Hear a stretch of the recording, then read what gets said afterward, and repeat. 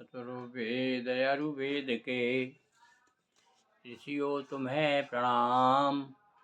गुरु को आशीर्वाद दें, पाऊँ शुभ परिणाम। बोलिए वेद भगवान की जय। वेद अनुरागी सज्जनों, वेद पारायण श्रृंखला के अंतर्गत ये 95वां सूक्त चल रहा है। इसके ऋषि हैं कुत्स्य आंगिरस, देवता अग्नि, छंद त्रिष्टुप। विगत दिनों हमने आपको 6 ऋचाओं की चर्चा की थी। आज फिर आपको 7 से लेकर के 11वें तक ऋचाएँ, यानी आज समाप्त हो जाएगा आज का जो 95 सूक्त है, और कल हम आपको 96 सूक्त पर ले चलेंगे। तो चलिए देखते हैं अपन। उदयम्यभीति उद्यम्यमीति सवितेव बाहु उभे शुचौ यतते भीम्रंजन उत्सुक्रमत कमजते शिवस्मान्नवामृतभ्यो मातृभ्यो वसना जहाति। सविता के समान अग्नि अपनी भुजाओं रूपी किरणों को फैलाता है। ये देखिए मानवीकरण, कवि जो है प्रकृति का मानवीकरण करता है। सविता के समान अग्नि अपनी भुजाओं रूपी किरणों को फैलाता है और बली होकर सिंचन करने वाले पृथ्वी और आकाश को सुसज्जित करता है। ततश्च प्रकाश का कवच हटाकर उन्हें नए वस्त्रों से ढांप देता है। ये बिल्कुल पहेली नुमा बात है। फिर से सुनिए ध्यान से। अभी पहली बार में तो हमारे समझ में भी नहीं आ रहा है क्या कहना चाहता है ऋषि। भैया वेद बड़ा कठिन है। अब हिंदी में है फिर भी समझ में नहीं आ रहा। देखिए क्या कहते हैं। सविता के समान अग्नि को बताया पहले, कोई सविता के समान अपनी भुजाओं रूपी किरणों को फैलाता है। यानी अग्नि को जो ज्वालाएं निकलती है उसे भुजाएं बता दी, वो फैला रहा, अपनी भुजाएं फैला रहा है, एक कल्पना की। और बली होकर सिंचन कर और बलवान होकर के, यानी अपना तेज दिखा रहा है।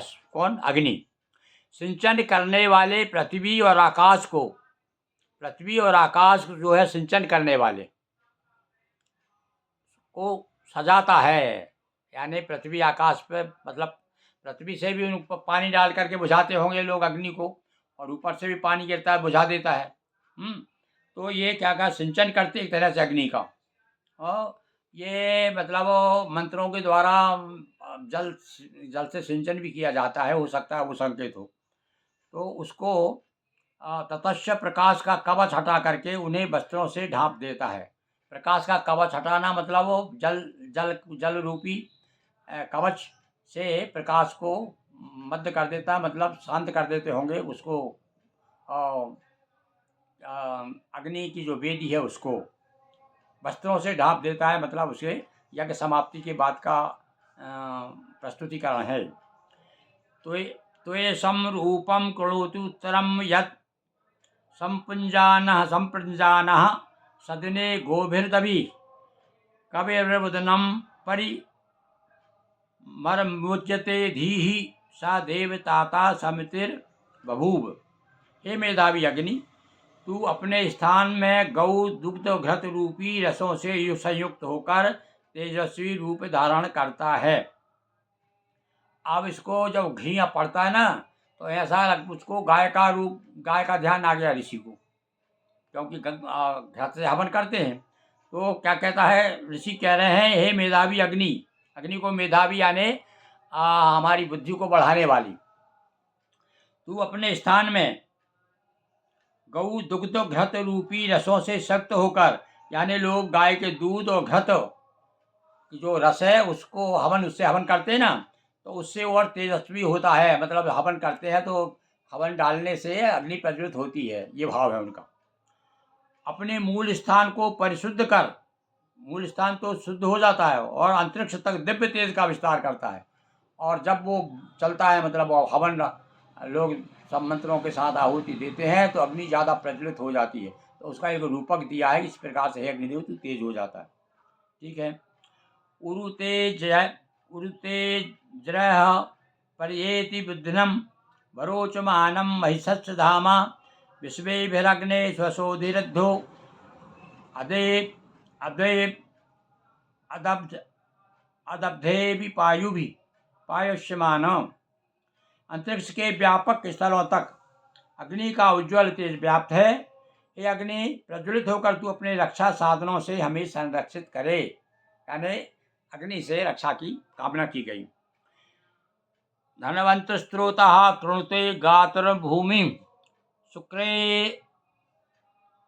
रुर्भिरभि नक्षति श्याम विश्वासनानि जठरेषु धत्ते धत्ते अग्नर्वासु चरति प्रसुषु। निर्जन निर्जन स्थान में भी जल स्रोतों को फाड़कर मार्ग बनाने वाला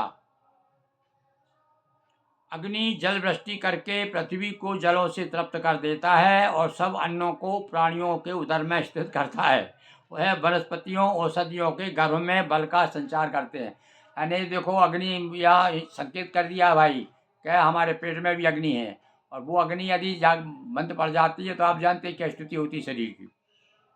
एवानो अग्ने समिधा वृधानो रेवत पावक सर्वसे विमाही तन्नो मित्रो वर्णो ममांतामदिति सिंधु दोहम पृथ्वी उत्दोहो।